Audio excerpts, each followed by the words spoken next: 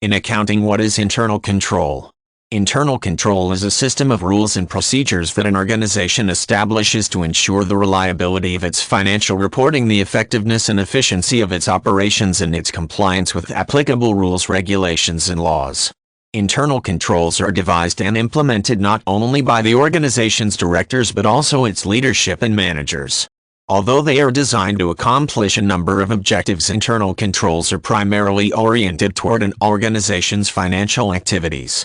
A properly designed system of internal control in an organization's operations can prevent mismanagement and misfeasance, including embezzlement, fraud, and theft.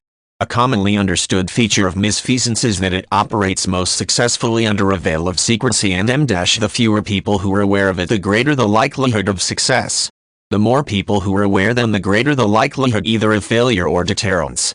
For instance, it might be relatively easy for a bookkeeper to write fraudulent checks if only one signature is required, but if two are required, it makes the theft much more difficult.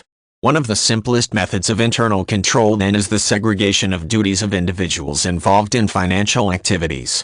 Most organizations, for example, require 2 signatures on checks or on checks that exceed a certain amount, which ensures that checks cannot simply be written by one person at will.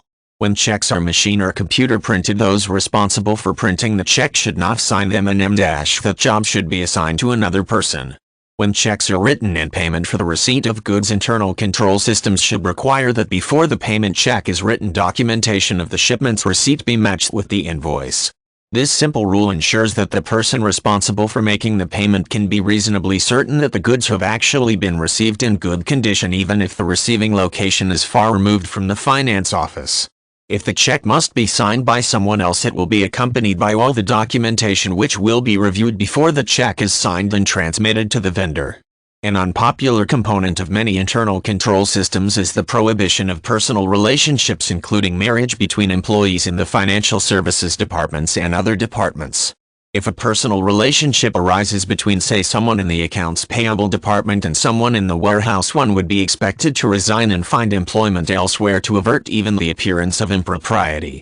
Publicly held companies and many large privately owned companies have internal controls requiring periodic audits by an outside accounting firm, as well as internal auditing departments charged with regularly reviewing financial transactions and other operations.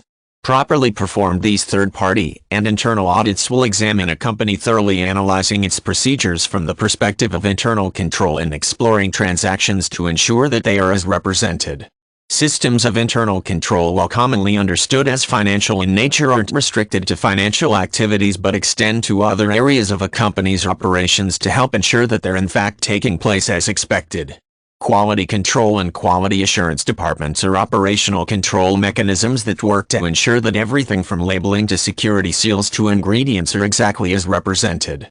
Inventory control mechanisms help protect the company from loss due to pilferage, and security personnel not only keep unauthorized personnel out of a facility, they deter pilferage.